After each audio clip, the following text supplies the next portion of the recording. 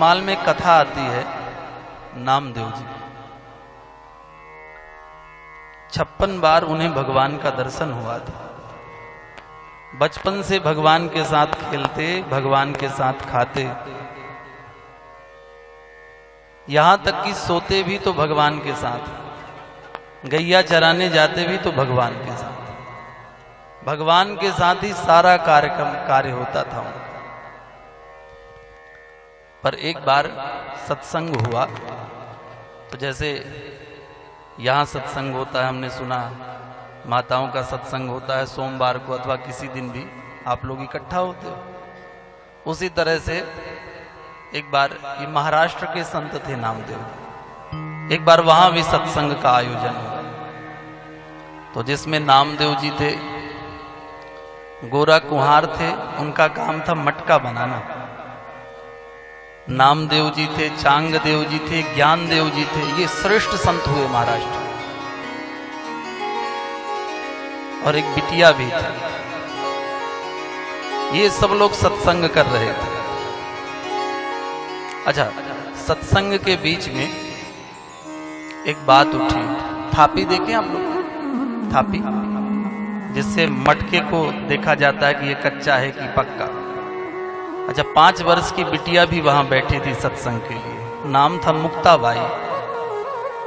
उसने उस थापी को उठाया और गोरा कुम्हार से पूछा, चाचा इससे क्या होता है? तो गोरा कुम्हार ने कहा, बिटिया इससे ये देखा जाता है कि घड़ा कच्चा है कि पक्का। थापी से ठोक के देखते हैं घड़ा कच्चा है कि पक्का। मुक्ताबाई ने कहा, अच्छा इससे घड़ा पक्का है कच्चा है ये देखा जाता है ना चाचा? हाँ हाँ बेटा, इससे कच्चे घड़े की पहचान होती है, पक्के घड़े की पहचान। मुक्ताबाई ने कहा, तो चाचा यहाँ जितने हम सब बैठे हैं ये सब घड़े ही तो हैं, तो जरा देख लिया जाए कौन कच्चा है कौन पक्का। हाँ हाँ बेटिया देख लो। अब मुक्ताबाई ने सबके सिर पर वो थापी ठोकना चालू किया।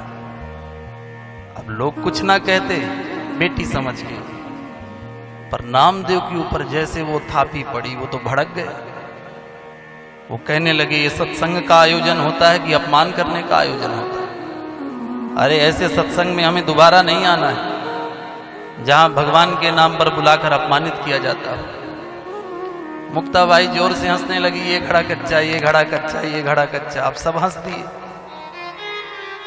नामदेव जी को और अपमान लगा कि देखो हमको कच्चा साबित कर दिए। अब नामदेव जी भाग कर आए एकदम ताव में, नाराज होकर। अच्छा, तो भगवान मिले। भगवान ने कहा, नामदेव आज बड़े उखड़े उखड़े लग रहे हो, क्या बात है? नामदेव जी ने कहा, बात मत करिए। अरे कुछ तो बताओ क्या हुआ?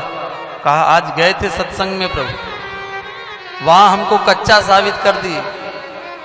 भला बताओ, जिसे आप मिल जाते हो वो कभी कच्चा हो सकता है? भगवान ने कहा, हाँ कच्चा हो सकता है। और कच्चे को कच्चा कह दिया तो क्या गलत कह दिया भाई? इसमें तुम्हें नाराज होने वाली बात नहीं, कच्चे को कच्चा कह दिया। नामदेव जी ने कहा, वो कहे कच्चा तो चलेगा, आप भी कच्चा कह रहे हो हमें आप मिल गए हो, चाहिए क्या? भगवान ने कहा, तुम्हें अभी गुरु नहीं मिले। नामदेव जी ने कहा, गुरु का काम क्या है? कहा, गुरु का काम है भगवान से मिलाना, तो हमें बिना गुरु के ही आप मिल गए हैं, तो गुरु की आवश्यकता ही नहीं है। भगवान ने कहा, हम मिल जरूर गए हैं नामदेव, पर तुम अभी हमें अच्छे से पहचानते नहीं। नामदेव जी ने कहा, नहीं प्रभु हम आपको पहचानते हैं। भगवान ने कहा, पहचान लोगे हमें? कहा हाँ। अच्छा, आनंद की बात, दूसरे दिन नामदेव जी हनुमान जी की मंदिर के पुजारी थे। दूसरे दिन भगवान भेलिया का रूप बनाकर आए और अपने साथ लक्ष्मी जी को भी पत्नी बना ली, और मंदिर के सामने ही एक पाकशाला बनाई, भोजनालय बनाया, और महाराज भट्टी में आग लगा दी, उसके ऊपर एक बड़ा सा बर्तन रखकर मांस डालने लगे, भगवान काट काट के पकाने लगे। नामदेव जी को लगा ये कितना विधर्मी है, देखो मंदिर के सामने ऐसा काम कर रहा है। अच्छा, लक्ष्मी जी बनी थी उस भीलनी की पत्नी। लक्ष्मी जी ने कहा, अरे इसमें पेट नहीं भरेगा, ये बकरा मुर्गे में मेरा पेट भरने वाला नहीं है। कोई मोटा तगड़ा मिले तो उसे लेकर आओ, काट के डालो इसमें। भगवान ने चारों तरफ नजर फैलाई, देखे तो मोटे तगड़े ये नामदेव दिख गए। कहे इसी को पकड़ के लाता हूं, अभी लाता हूं, अभी काट के बनाता हूं। अच्छा, भगवान भेलिए का रूप बनाए थे, दौड़ कर गए और नामदेव जी को लगा कि अब ये हमें पकड़ ही लेगा, तो नामदेव जी मंदिर छोड़कर भाग गए। इसी तरह से जान बचाकर आए, भगवान फिर से नामदेव जी के सामने आ गए। कहो नामदेव, कहां से चले आ रहे हो? नामदेव ने कहा, सरकार यदि भागते ना तो आज तो जान ही चली जानी थी। क्या हुआ? कहा एक भेलिया आया, वो हम ही को मार के खाना चाहता था। भगवान ने कहा, नामदेव वो भेलिया कोई और नहीं था, मैं ही था, पर तुम हमें पहचान नहीं पाए। इसीलिए कहता हूं गुरु बना लो, गुरु बना लो। अच्छा प्रभु, इतना आप कह रहे हैं तो बताइए हम किसे गुरु बना लें? चला जाइए तो फिर आगे की कथा। भाई वो भी किसी का प्रचार कर रहे हैं, हम लोग भी किसी का प्रचार कर रहे हैं।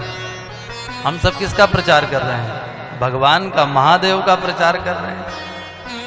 अच्छा, नारद जी भी भक्ति के प्रचार प्रसार के लिए इस धराधाम में आते हैं, वो भी भक्ति का प्रचार प्रसार करते हैं। तो हुआ क्या? कहा अच्छा गुरु बना लेते हैं, किसे बनाएं? तो कहा विशोभा खेचर नाम के गुरु हैं, जाके उन्हें बना लो। नारद जी गए, उन्हें गुरु बनाए। जब गुरु बनाकर आए तो जानते हैं क्या हुआ? दृष्टि कैसे बदली।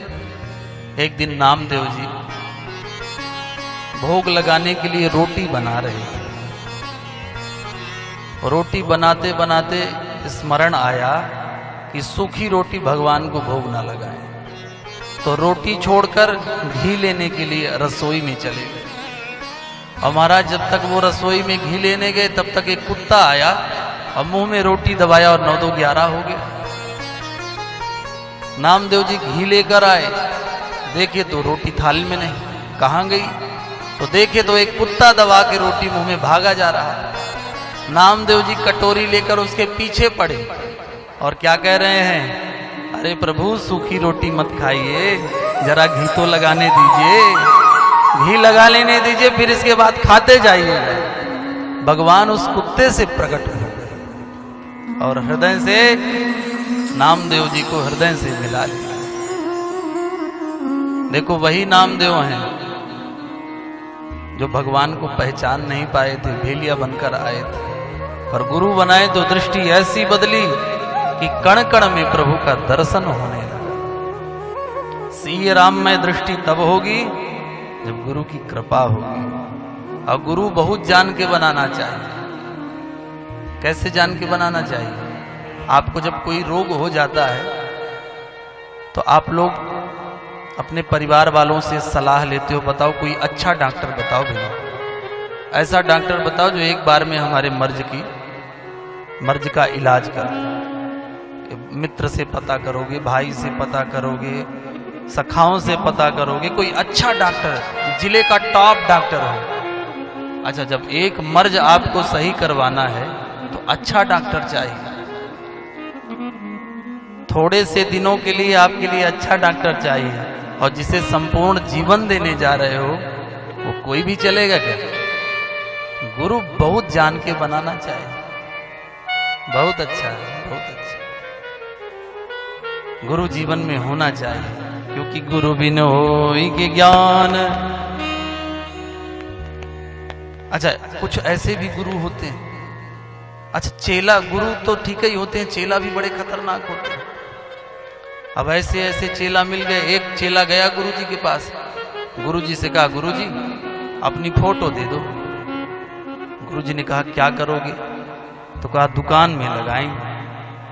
अच्छा, तो तुम्हारे घर में है कि नहीं फोटो? कहा घर में तो है, दुकान में लगाना है। तो कहा दुकान में क्या करोगे लगा के? कहा गुरुजी आप जानते तो हैं दुकान में झूठ बोलना पड़ता है, कई तरह के लोग आते हैं तो कसम खानी पड़ती है। तो अब किसके नाम की कसम खाएं? सो आपकी फोटो रहेगी, सो आपके नाम की कसम खा लिया करें। गुरुजी ने कहा बा तब तो तुम हमारा भी कल्याण कर दिया, अपना भी कल्याण कर दिया।